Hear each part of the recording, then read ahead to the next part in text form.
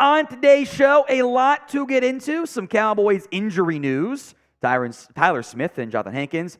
We'll have the Mazi Smith weight conversation since seems like he's been told to drop weight by the Cowboys. Free agent rumors, including but not limited to Dalvin Cook, which I know is what you're really here for, so make sure you watch the entirety of today's video. Injury news to begin. Johnathan Hankins update for you guys. He has missed the past 3 weeks with a high ankle sprain. Here's what Mike McCarthy said on Hankins' status. Quote, Johnathan had a good workout on Monday. We'll see how he feels tomorrow. And our goal is to work him in on Wednesday, is our hope. I'm unconvinced you're going to have him on Wednesday, but if he's limited on Wednesday, he's playing. My goal is get him something on Thursday. You're not going to have any pads this week, by the way. But if he practices Thursday, he's going to play. Even probably in a limited sense, I think he'll go. Remember, Carl Davis out of practice squad call-ups. Meanwhile, Tyler Smith fully tore his plantar fascia, which, as it turns out, is actually better than a partial tear. There's less pain, easier to manage, and you can play through it. Now, Dallas is keeping the door open that he'll play. I'm not sure I buy that one all the way. Here's what Big Mike said. He's sore. We'll find out more in practice on Wednesday. He has a chance, is how it's been described. I would not play Tyler Smith this week. I'm going to give him the extra week to get healthy. You should be able to beat the Commanders without him. You should be able to still be able to air it out and take advantage of a crappy Commanders defense in this one. I would instead give TJ Bass some more playing time. And Bass was the guy who subbed in at left guard when Smith went down. You know what? You know why I'm okay with this? Did we notice Bass getting cooked against the Lions? Not saying he was perfect. I don't think he's not nearly the run blocker that Tyler Smith is. But his numbers aren't that bad. It's a smaller sample size, not perfect numbers overall, but played left guard, played left side at Oregon. I'd put him in there. Not because I think he's better than Smith, but I want Smith as close as healthy as possible for my postseason run. So I'm going to sit Smith this week. But what would you guys do? Do you want to play Tyler Smith against the Commanders? This will be today's pinned comment, so you should know the drill. If the ad comes here on YouTube, take advantage of it. Head down there and go vote for democracy. Y for yes or N for no. Let's discuss Mazi Smith here. And this was first mentioned by my guy Mike White, a.k.a. Not to Be Trite on Twitter. Burgers and Blitzes, all the same. I think it was, I don't remember if it was Broadus or No C who had mentioned it on the Cowboys site that the Cowboys had Mazi Smith cut weight this season and allegedly down around or below 300 pounds. He has played more 3 technique than 1 technique this season. This is so stupid. Like this is, and they've done this stuff before with their first round picks. Like, we're going to make Byron Jones a safety. He was a cornerback the entire time, you fools. They had Jalen Ramsey as a safety and not a corner, by the way. They made Tyrone Crawford add weight, drop weight, add rate, drop rate every offseason to fill a random need. Mazi Smith has not played very well this year. I think we would all agree with that. He has been a disappointment relative to even just like needs time to develop, whatever. He hasn't lived up to expectations. But having him lose weight doesn't make any sense. You drafted a nose guard because you wanted to help stop the run, right? You drafted a fatty to make him a skinny. What are we doing out there? It's a bad job by the organization. It's frankly nonsense. And it's embarrassing. And you've taken a guy at Michigan who was a good run stopper, that was his best trait. He was a nose guard. We're like, he's a nose guard. Everyone's like, nose guard, nose guard.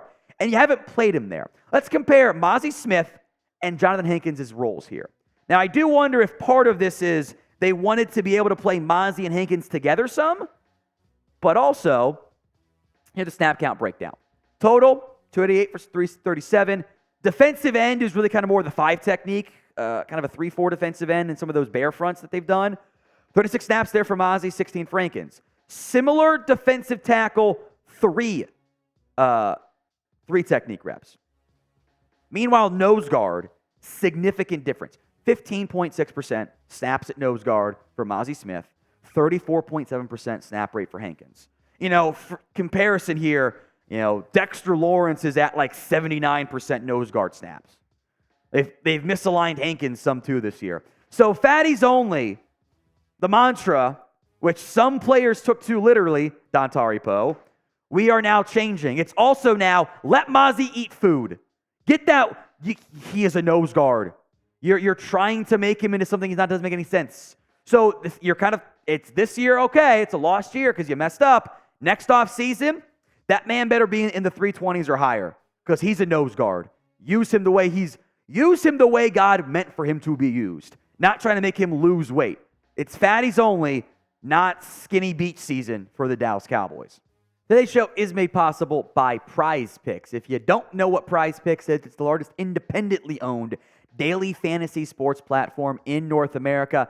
I like it because you're just playing against the numbers. You're not battling thousands or more other people. It's just more than or less than on up to 2 to 6 player stat projections. Make your picks, and I always advise the flex play. I'd be like 2 for 13 if I went for the all-out power plays. I'm 9 for 13 on the flex plays this year. Here are my picks this week, or I should say since the first 4 weeks. I'm on a heater. I've been on a heater as of late. More than Dak Prescott passing yards. The Commanders' pass defense is cheeks. Rachaad White more than rushing yards against the not-so-great Panthers' run defense. And more than Kenneth Walker rushing yards against the fairly bad Cardinals' run defense.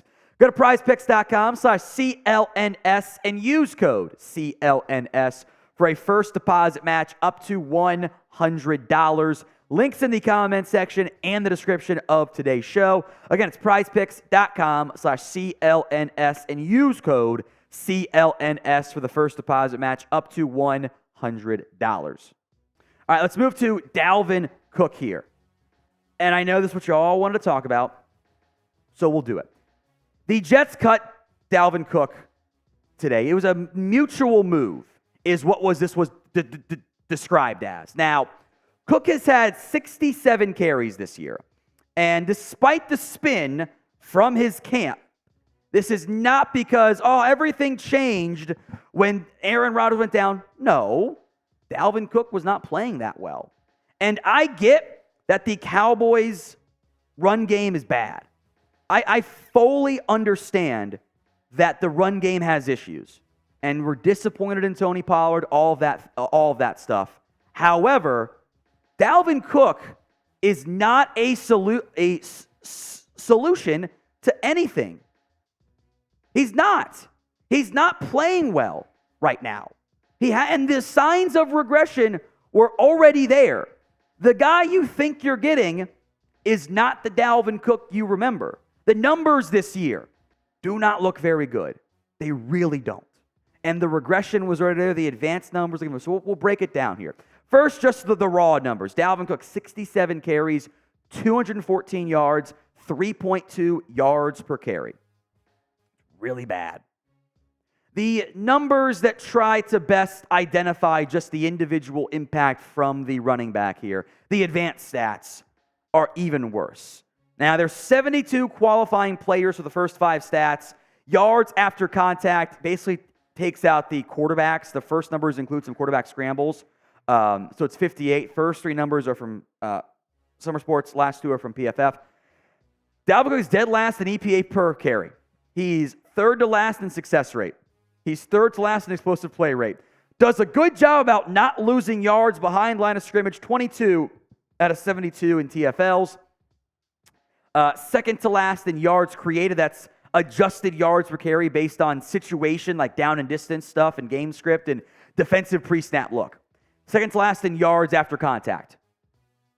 Every metric he's bad in. And this is not a new thing. The signs of decline were already there from Dalvin Cook if you dug a little bit deeper. Rushing yards over, it's a next-gen stats number. It's basically given, player tracking, etc. How do things look in terms of where things sit? Like how many yards are you supposed to get versus what you weren't going to get? Well, Dalvin Cook, minus 0.16 last year, 0.34 in 2021, and 0.81 in 2020. Regression. He went downwards. He went in the wrong direction for the Minnesota Vikings, and that is now continued in New York. By the way, the numbers, he doesn't qualify for the Vikings this season, or for the Jets this year. When he did qualify before he stopped playing, he was near the bottom. Would you add Dalvin Cook? 1 for yes, 0 for no. Sound off for me in the comment section right now. 1 for yes, 0 for no. I am out. He is Dalvin Cooked right now. And you might say, oh, the Jets' offensive line is bad. Yes, you're right. And I would say it might all be out of his control if Dalvin Cook wasn't averaging significantly worse results than Breece Hall, coming off a torn ACL, mind you. 3.2 yards per carry versus 4.4. Look, the practice squad exemption applies. That's fine. I have my doubts as to whether or not Cook would actually accept that because his camp has continuously leaked that he's this great football player and all this stuff, and I don't know if he'd do it. I don't know if he would. I would have some interest there, sure, but Dalvin Cook isn't fixing anything for you.